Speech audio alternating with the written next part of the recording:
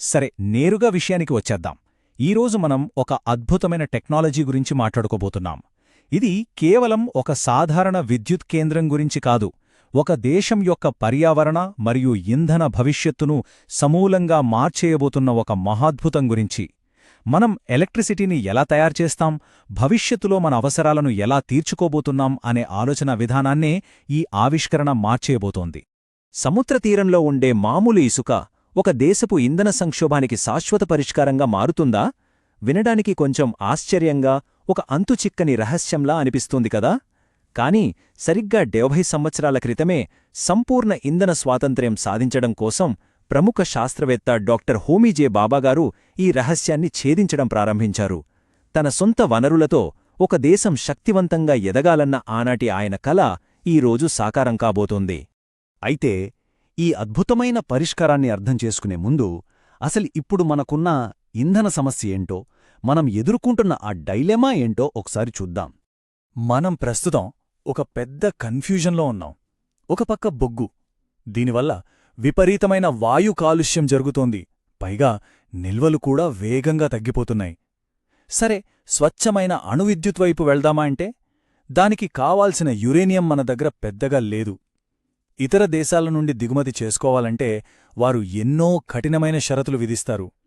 ఇది నిజంగా మన భవిష్యత్తు అభివృద్ధిని అడ్డుకునే ఒక క్లిష్టమైన పరిస్థితి. సరిగ్గా ఇక్కడే ఈ క్లిష్టమైన డైలెమాకు సమాధానంగా ద మ్యాజిక్ బ్రీడర్ అనే కాన్సెప్ట్ తెరమీదకొస్తుంది. అదే తమిళనాడులోని కల్పక్కంలో ఉన్న ప్రోటోటైప్ ఫాస్ట్ బ్రీడర్ రియాక్టర్. సింపుల్గా చెప్పాలంటే పిఎఫ్బిఆర్. అసలు ఈ బ్రీడర్ రియాక్టర్ అంటే ఏంటి? దీన్ని అద్భుతంగా డిజైన్ చేయబడిన ఒక మ్యాజిక్ పొయ్యిలాగా ఊహించుకుందాం. మామూలుగా పొయ్యిలో కట్టెలు మండిస్తే చివరకు బూడిద మిగులుతుంది, రైట్?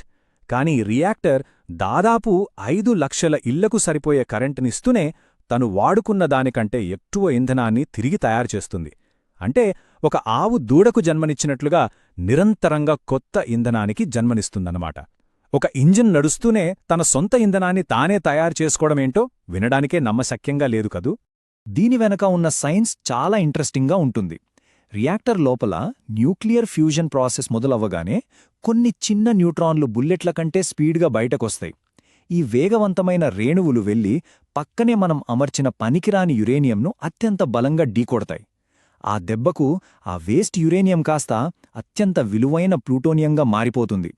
ఈ ప్రాసెస్ వల్ల మన దగ్గర ఉన్న ఆ కొద్దిపాటి యురేనియం సామర్థ్యం కేవలం కొన్ని రెట్లు కాదు, ఏకంగా 1000 రెట్లు పెరిగిపోతుంది.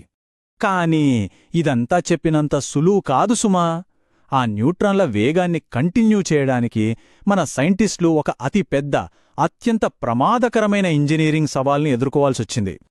సాధారణంగా అణు రియాక్టర్లలో ఆ విపరీతమైన వేడిని తగ్గించడానికి నీటిని వాడతారు. కాని ఇక్కడ పొరపాటున కూడా నీరు వాడకూడదు. ఎందుకంటే నీరు తగిలితే ఆ ఫాస్ట్ న్యూట్రాన్ల స్పీడ్ తగ్గిపోయి ఇంధనం పుట్టే ప్రాసెస్ పూర్తిగా ఆగిపోతుంది. అందుకే న్యూట్రాన్లు వేగంగా కదలడానికి లిక్విడ్ సోడియంను కూలెంట్గా వాడాలి. కాని ఈ లిక్విడ్ సోడియం ఉందే, ఇది అత్యంత ప్రమాదకరమైన రసాయనం. ఇక్కడ మనం అర్థం చేసుకోవాల్సిన విషయమేంటంటే, ఈ సోడియంతో డీల్ చేయడమంటే అక్షరాల నిప్పుతో చెలగాటం ఆడటమే. ద్రవరూపంలో ఉన్న ఈ సోడియంకి సాధారణ గాలి తగిలితే చాలు, వెంటనే మండిపోతుంది. ఒక్క చుక్క నీరు పడినా సరే బాంబులా పేలిపోతుంది. ఇది ఎంత డేంజరస్ అంటే అమెరికా, ఫ్రాన్స్, జపాన్ లాంటి ఎన్నో ధనిక దేశాలు కూడా భయపడి ఇలాంటి రియాక్టర్లను నిర్మించే ప్రయత్నాలను మధ్యలోనే వదిలేశాయి. కాని మన ఇంజనీర్లు మాత్రం వెనక్కి తగ్గలేదు. మరి ఈ సవాల్ను మనం స్వదేశీ టెక్నాలజీతో ఎలా ఎదుర్కొన్నామో తెలుసా? ఒకప్పుడు టెక్నాలజీ ఇవ్వడానికి, కనీసం విడిభాగాలివ్వడానికి కూడా ప్రపంచ దేశాలు మనపై ఆంక్షలు విధించినప్పుడు ఆ సవాళ్లే మనల్ని సంపూర్ణంగా సొంత కాళ్లపై నిలబడేలా చేశాయి. దశాబ్దాల కఠోర్ శ్రమ అదే. మనవాళ్లు దాదాపు 30 ఏళ్ల క్రితమే ఒక చిన్న టెస్ట్ రియాక్టర్తో ప్రయోగాలు మొదలుపెట్టారు. సోడియం ఎలా ప్రవర్తిస్తుందో అణువణువు స్టడీ చేశారు.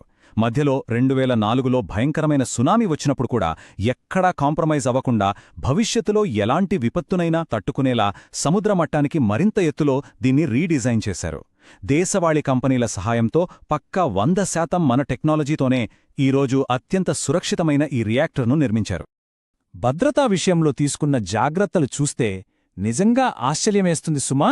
కరెంటు ఉత్పత్తి చేసే భాగం మొత్తాన్ని ఒక పెద్ద సోడియం తొట్టిలో ముంచేశారు.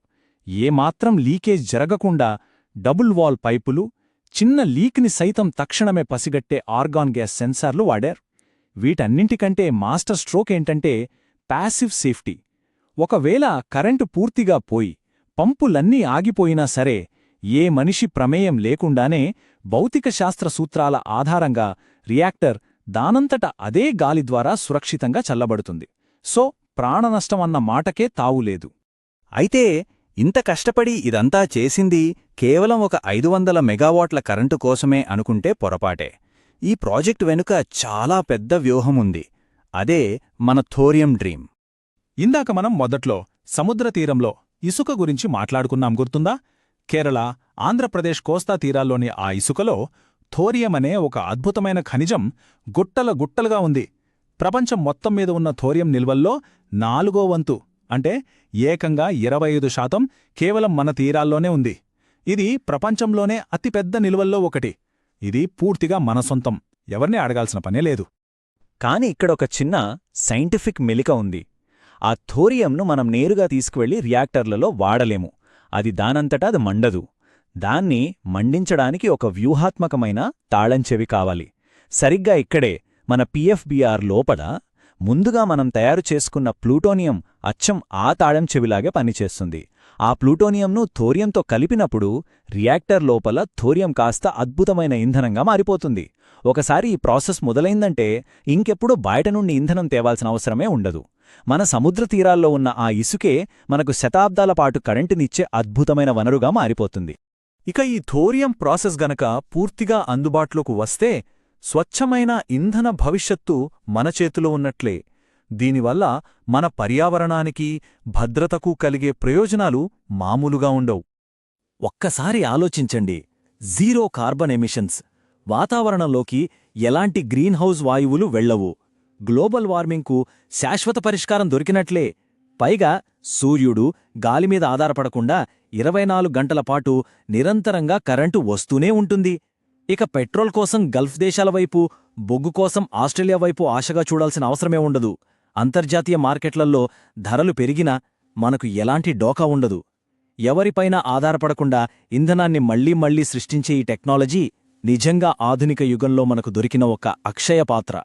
మామూలు ఇసుక రేణువు రేపటి తరాలకు అనంతమైన వెలుగుగా మారే ఈ అక్షయ పాత్ర భవిష్యత్తులో ప్రపంచ ఇంధన రూపురేఖలను ఎలా మార్చబోతోందన్నది ఇప్పుడు అత్యంత ఆసక్తికరమైన అంశం. కాలుష్యం లేని, ఎవరిపైనా ఆధారపడని స్థిరమైన ఇంధనం వైపు మనం వేస్తున్న ఈ అపూర్వమైన అడుగు ప్రపంచ శక్తి సమీకరణాలను ఖచ్చితంగా మారుస్తుంది. ఈ టెక్నాలజీ పూర్తిస్థాయిలో రేపటి నిజం కాబోతున్నప్పుడు ప్రపంచం ఎంత వేగంగా దీనికి అలవాటు పడుతుందో, ఎలా స్పందిస్తుందో అనేది నిజంగా ఒక ఆసక్తికరమైన ప్రశ్న కదూ. మనం వేచి చూడాల్సింది.